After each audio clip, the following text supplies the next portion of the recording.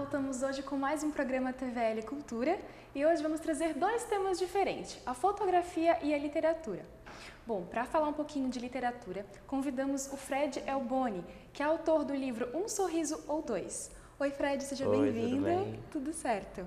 Então, antes de falar um pouquinho do teu livro, tu és também dono do site Entenda os Homens. Isso. Me explica um pouquinho como que surgiu a ideia.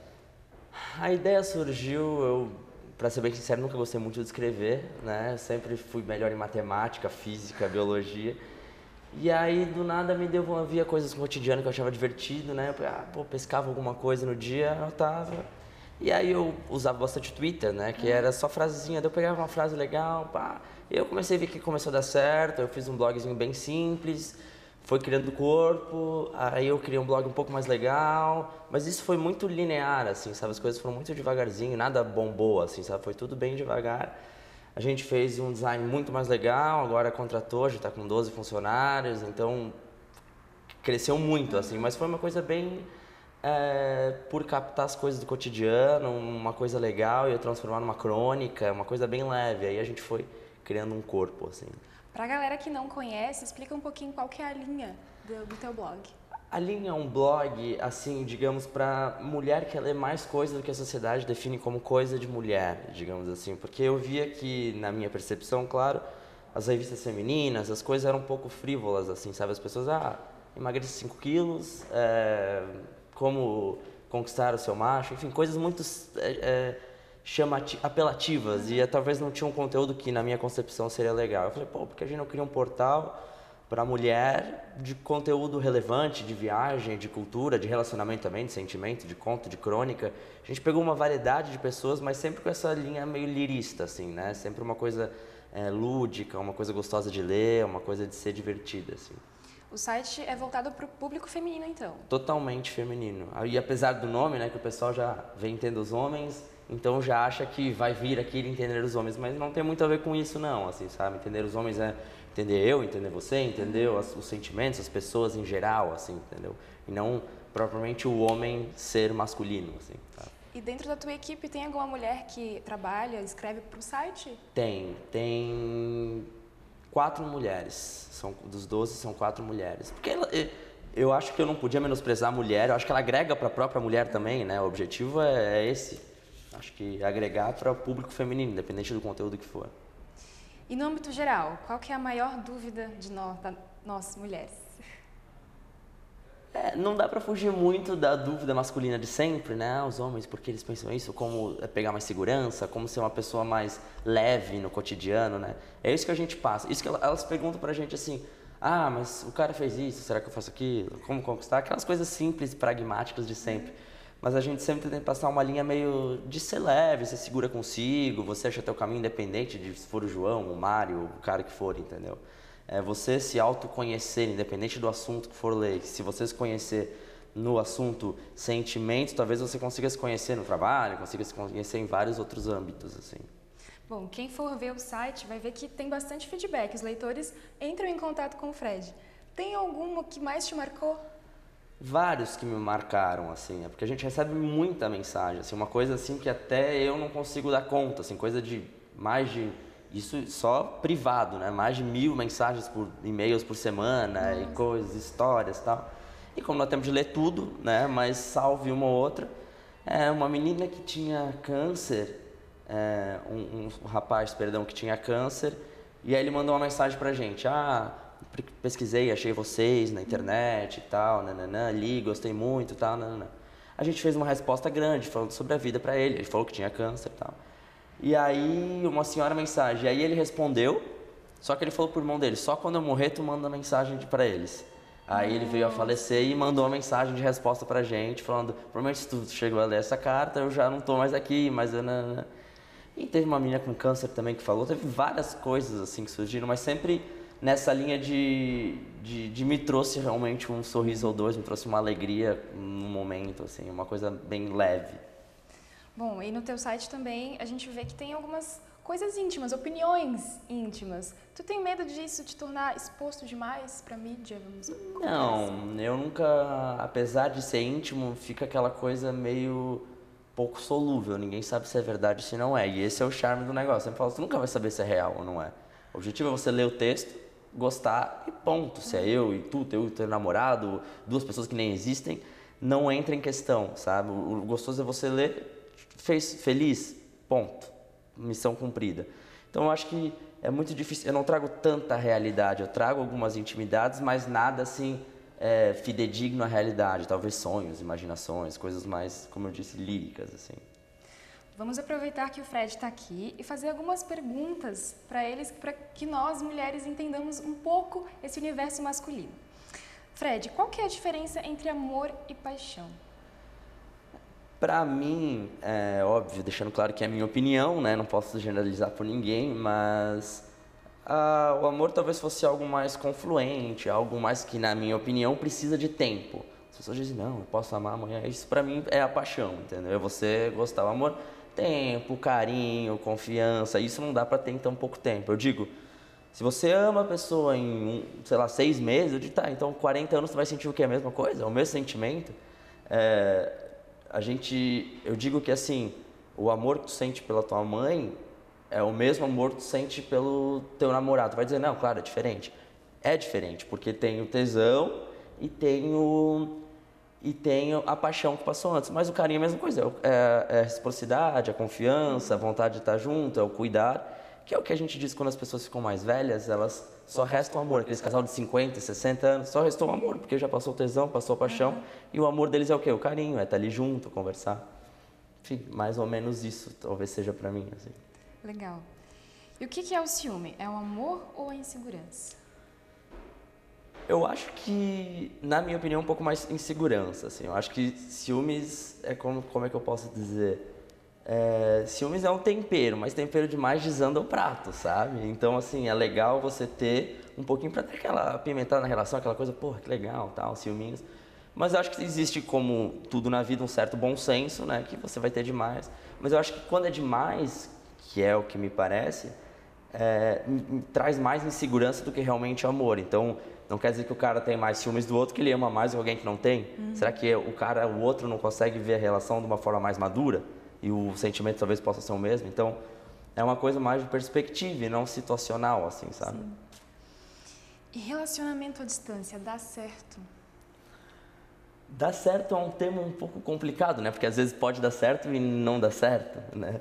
Mas eu acredito que dá, assim. Eu acho que quando se é mais jovem é mais difícil. Porque, pô, tô aqui na faculdade, até eu me mudar 3, 4 anos. Quando tu é mais velho, tu tem essa maleabilidade de, tá, eu gosto da pessoa, tá, eu tenho 30 anos, eu posso pegar um avião, vou morar lá e acabou. Então tu consegue ter uma resolução mais fácil, entendeu? Coisa que quando você é jovem, pô, tem 17 anos, namora à distância, pô, a pessoa fazer faculdade, até ela acabar 4, 5 anos, aí na vida vai mudando. Então, tem uma tendência maior eu acho que não dá pra ter um relacionamento há 4, 5 anos, dá, porque sempre tem alguém que tem, né? Mas é mais complicado quando você não tem uma perspectiva de mudança, uma maleabilidade de, tá, beleza, daqui a 1 ano a gente vai se mudar, entendeu? Ter essa confiança que daqui a pouco talvez dê certo, digamos assim. Bom, o livro do Fred se chama Um Sorriso ou Dois e já está na lista dos mais vendidos lá na Saraiva, isso no seu pré-lançamento. Então, Fred, vamos falar um pouquinho do teu livro agora. O público-alvo do teu livro é o mesmo do site? É o mesmo do site. Mulheres que querem ler alguma coisa um pouco mais madura do que certas coisas que a gente vê por aí, eu vejo por aí. E mais com o intuito de sorrir, assim, sabe? O intuito de ler uma coisa gostosa. Mas é o mesmo público, mulheres de 18 a 26 anos, assim, sabe? É o meu público, mais ou menos. Falando em sorriso, o título, o que significa para ti? Significa exatamente isso que eu te falei, sabe? Dar um sorriso. O objetivo é esse, assim, às vezes você agrega alguma coisa, sabe? Às vezes não. É como eu digo, assim, talvez você agrega alguma coisa, pô, posso usar isso na minha vida ou não. Se não agregar, ficam as boas histórias, entendeu? Mas o objetivo é esse, dar um sorriso ao dois, que seja eu e ela que tá lendo, ela e o namorado dela, enfim, quem for o sorriso, entendeu? O objetivo é você ler e ser divertido, assim, por isso que é crônicas do cotidiano, fala sobre sentimento, relacionamento, mas não é focado no relacionamento, entendeu? Por isso que é do sorriso também, que pode sorrir com qualquer coisa que tu... Tem algum escritor que tu se inspira? Eu gosto muito do Veríssimo brasileiro, é um dos que eu mais gosto, mas gosto do Hemingway também, gosto de Flor Bela Espanca também. Eu gosto de tantos, assim, eu acho que a gente vai agregando um pouquinho de cada um, sabe? E todos, Drummond, Mário Quintana, é legal, acho que a gente sempre vai absorvendo, pô, esse tem uma pegada legal assim, outro tem uma pegada legal assim, tu vai agregando um pouquinho de cada um para si. Mas todos são ótimos na sua pegada, mas eu gosto bastante do Veríssimo, acho que brasileiro, para mim, ele, e vivo ainda, né, é o que eu mais gosto. Poxa, para quem tinha dito que não gostava de escrever, hoje já está com o livro. Não é que eu não gostava, eu não tinha descoberto, talvez essa é a palavra, né? Eu nunca tinha tido afinco a sentar e não, vou fazer uma coisa, vou escrever. Sempre fui mais matemática, física, biologia, ainda mais no colégio, assim, aí depois passou, tu começa a ter uma liberdade de poder fazer mais o que tu quer e tal. Eu falei, meu, aí eu comecei a sentir, eu falei, eu gosto de ter opinião sobre as coisas, como tê-las. Falei, eu não tô na TV, não tenho como falar, não tenho... E eu falei, vou escrever. Aí fui postando, foi dando certo, falei, meu, legal. E aí eu abri meu horizonte a começar a ler e tal. E me agregou bastante para estar aí com o livro. E vamos ver se dá tudo certo. Já tem algum projeto futuro, um próximo livro? Não, o livro acabou de lançar, né? Então a gente ainda tá curtindo essa vibe do pré-lançamento, porque o pré-lançamento foi agora, aí tá depois do carnaval, agora vai ter o lançamento. E tendo o lançamento vai ter os eventos então a gente tá curtindo todo esse momento, assim, sabe? Até eles da editora falaram, curte esse momento, essa vibe que é gostosa, inicial. Não fica tão profissional, digamos assim, curte, depois a gente pensa, mas já tenho ideias, mas nada formatado ainda, tudo em haver. Vou curtir esses 2 meses aí que tem de lançamento, de viagens, de sentir o público e tal. Legal. Fred, a gente agradece a tua presença aqui. Para quem quiser saber um pouquinho mais, acessa o site lá entendamshomens.com.br. O livro do Fred também agora já vai estar nas livrarias, né? Vai, a partir depois do carnaval, agora dia 10 de março, já deve estar em todas as livrarias por aí. Legal, a gente vai para um rápido intervalo e no próximo bloco a gente vai voltar com a fotógrafa Aline Assunção para falar um pouquinho sobre o mês da fotografia aqui em Blumenau.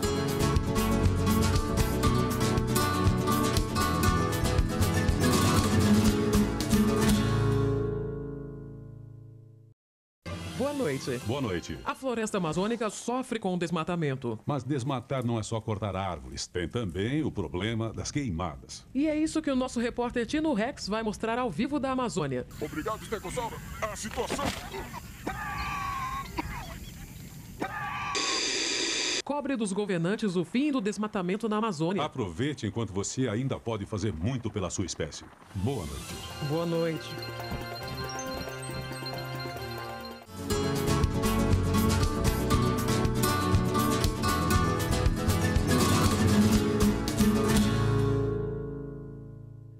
Com TVL Cultura e depois de uma conversa com o autor Fred Elboni, vamos trazer aqui a Aline Assunção, que está coordenando o mês de março aqui da fotografia em Blumenau. Oi Aline, seja bem-vinda. Olá, Ana.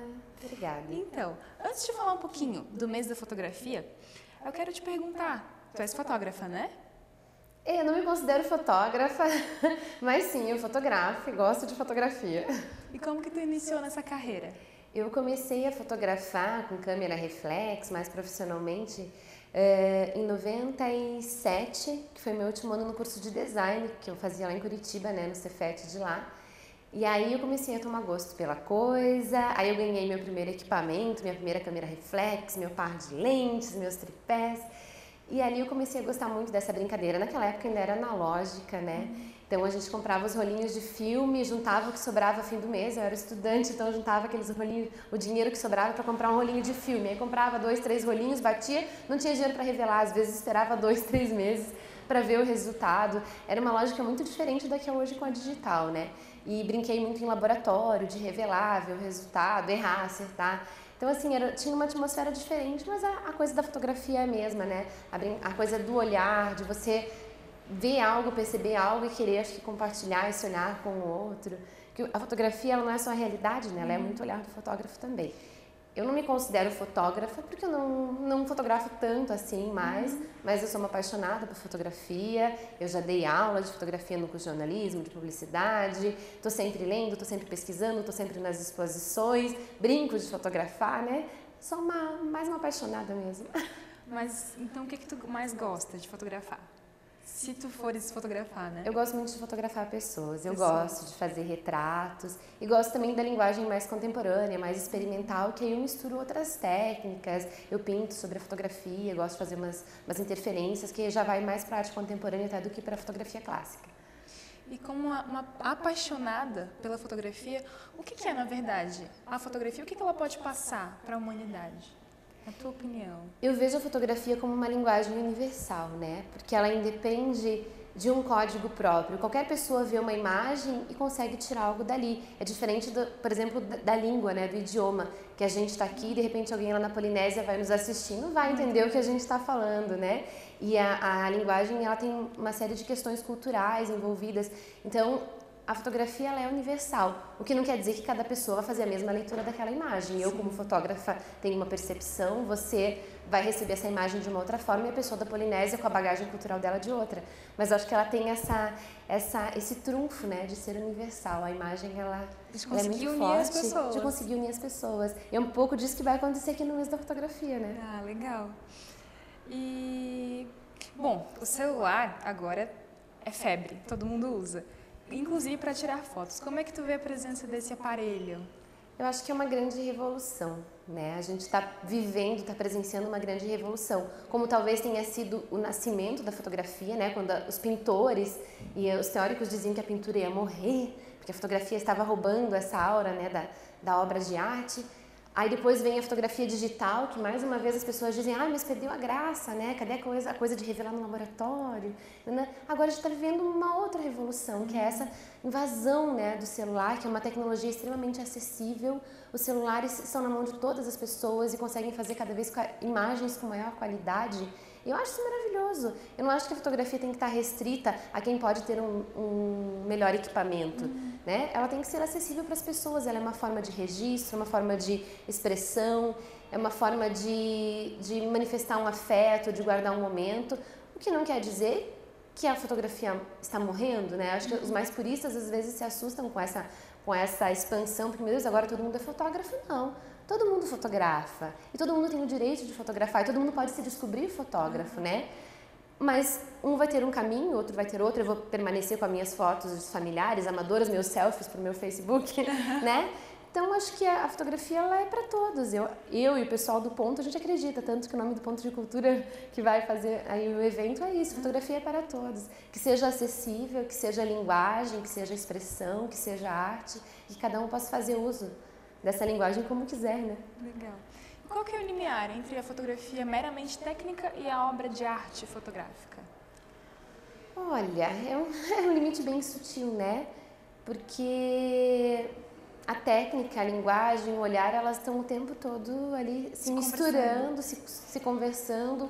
É lógico que a gente consegue perceber a diferença quando um fotógrafo ele domina o equipamento, quando ele tem técnica. Isso se reflete na imagem dele, por isso que ele não precisa ter medo da invasão de celulares, né? Porque ele não precisa de um filtro, de um aplicativo de internet para salvar a imagem dele. A imagem dele já vem com uma luz maravilhosa, com uma textura maravilhosa. Agora, o olhar, ele pode ser de qualquer pessoa. Eu não acredito nessa coisa mágica do artista. Eu acho que todo mundo tem expressão, todo mundo de repente é artista, de repente é fotógrafo. Então eu acho que essas coisas se conversam. Aí de repente você se percebe gostando de fotografar, você vai buscar aperfeiçoamento. Aí você vai tentar entender um pouco mais por que aquela foto não ficou legal, o que poderia ter sido melhor, o que acontece com aquela luz, né? Por que a foto daquele cara é tão boa? Se a gente fotografou a mesma coisa, né? De repente estamos na mesma situação, eu faço um clique, o outro faz um clique. E a foto do cara é muito boa. Poxa, o cara estuda, talvez ele tenha um equipamento também, que tem uma lente melhor. A lente faz diferença. E aí vem a questão da técnica, né? Que é a busca do aperfeiçoamento, da excelência. Mas o olhar eu acho que qualquer pessoa pode ter. Aí a técnica e a excelência que são caminhos a serem buscados e construídos. Então, para ser um fotógrafo não é vocação, pode se tornar um bom fotógrafo. Eu não acredito em vocação para nada. Eu acho que na música, na arte, eu acho que todas as pessoas elas têm o sensível ali latente, né? E o sensível ele pode ser de repente trazido à tona e ele vai acontecendo. Não acredito nessa coisa do o artista, o fotógrafo. Eu acho que todo mundo é artista, acho que a vida pode ser vivida como arte. E aí a questão da técnica é que vem fazer uma diferença entre um e outro. Quais que são os pontos positivos e negativos de ser um fotógrafo profissional? Talvez o fotógrafo profissional com o dia a dia, né, com a rotina comercial ou talvez do fotojornalismo, ele talvez perca um pouco da poesia que ele tinha lá atrás. Isso a gente, quando vai estudar, a gente sente um pouco. Eu lembro que eu gostava muito, por exemplo, de escrever antes de entrar na faculdade de jornalismo. E quando eu entrei na faculdade de jornalismo, eu comecei a aprender todas aquelas técnicas de redação, estrutura de texto, né, lead, aquelas coisas técnicas. E eu fui perdendo um pouco daquela empolgação que eu tinha com a escrita, porque a escrita começou a ficar limitada, enrijecida. E talvez o mercado e a técnica e as exigências do mercado façam isso com grande parte dos profissionais, né, com os fotógrafos também. O cara gosta de fotografar, né, porque ele gosta de fotografar, enfim, paisagem, mas ele vai viver de fotografar embalagem, vai viver de fotografar casamento, porque é o nicho de mercado que ele encontrou. Sim. Isso acontece com muitos profissionais, né. Falando em mercado, como é que é o mercado de trabalho aqui no Vale, para um fotógrafo? Eu acho que o mercado é como é o mercado em qualquer lugar. O mercado está sempre se inventando, depende de uma série de variáveis e depende muito também da criatividade, da ousadia de cada profissional.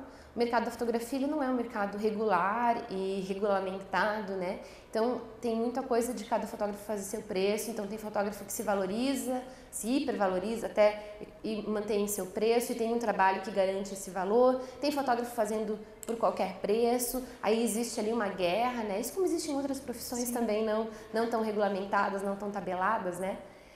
Mas eu acho que ele é muito parecido com o mercado na maioria dos lugares. Os fotógrafos aqui, eu acredito que ganham muito menos do que em cidades, por exemplo, como São Paulo, tem um trabalho muito mais árduo para conseguir construir algo.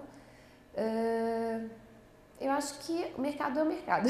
As situações econômicas, essa coisa da tecnologia também traz uma situação, né? Antigamente você pagaria alguns R$1.000 por uma foto para um fotógrafo. Hoje o fotógrafo vai dizer, essa foto aqui do seu produto vai custar alguns R$1.000. Mas até meu filho faz, eu vou pedir para ele pegar a nossa câmera, ele é ótimo.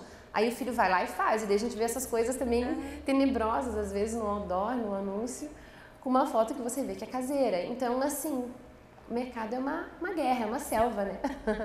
Bom, a gente pode usar a fotografia em várias ações no nosso dia a dia, né? Inclusive em sala de aula. Como é que um professor pode pegar essa ferramenta? Então, com o Ponto de Cultura, a gente está há 4 anos já com esse projeto, assim, trabalhando efetivamente. A gente fez formação de professores, nós formamos 12 turmas de educadores e multiplicadores para trabalhar o ensino da fotografia dentro de sala de aula, interdisciplinar, então professores de várias áreas, não só de artes, mas professores de história, de língua portuguesa, de ciências.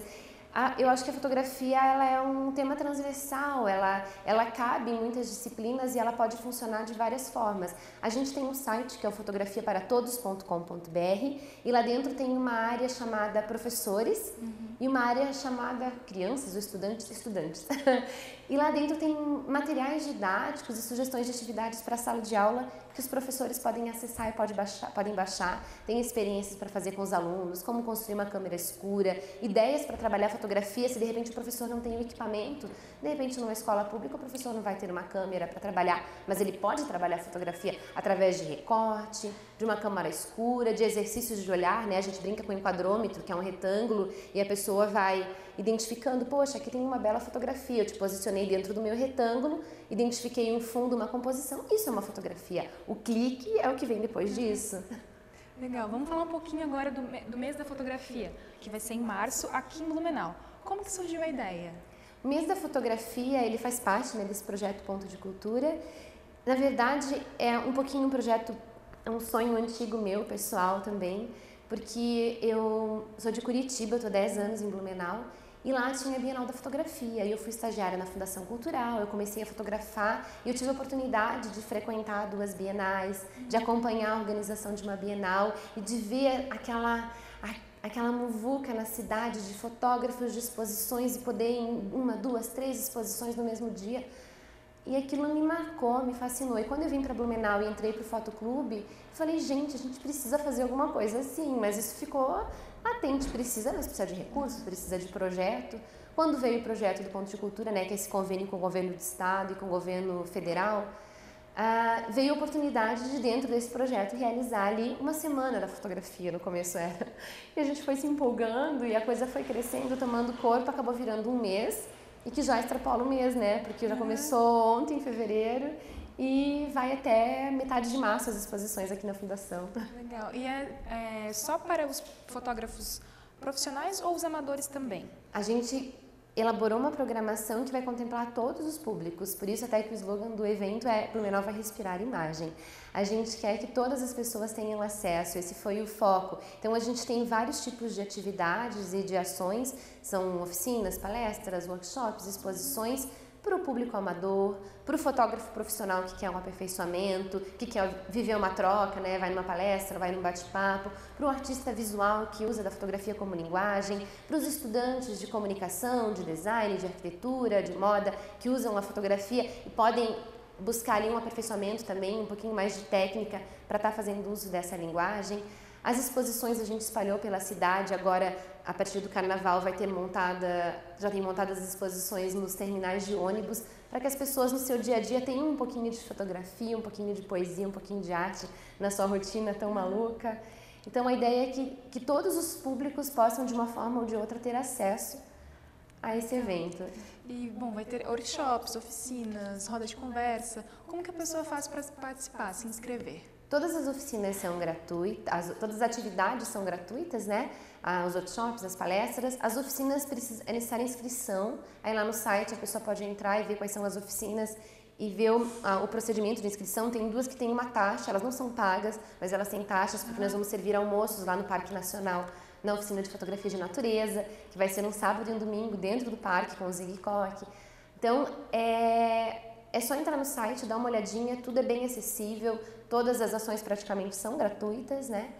E a pessoa tem que se organizar, porque a oficina requer uma inscrição antecipada. Mas os workshops e as palestras é só aparecer. A gente vai ter 3 palestras no Carlos Gomes, vamos ter várias na FURB, algumas aqui na Fundação Cultural, muitas exposições pela cidade. Tem programação para o mês inteiro, então eu sugiro a pessoa ou pegar o programa aqui na Fundação, ou em algum espaço público, ou imprimir e andar com ele no bolso, porque todo dia que ela quiser ver algo, fazer algo, vai ter. Ah, legal. Mês de Então, março. o pessoal de casa já sabe o que fazer se quiser participar do mês de março aqui de fotografia. O TVL Cultura fica por aqui. Aline, muito obrigada pela tua presença. Obrigada a você. Vamos fazer todos que esse mês de março seja um sucesso e que realmente respiremos imagem, né? Isso. O próximo TVL vai ser lá no Parque da Leitura. Vamos trazer um mundo mágico da literatura infantil. Até a próxima!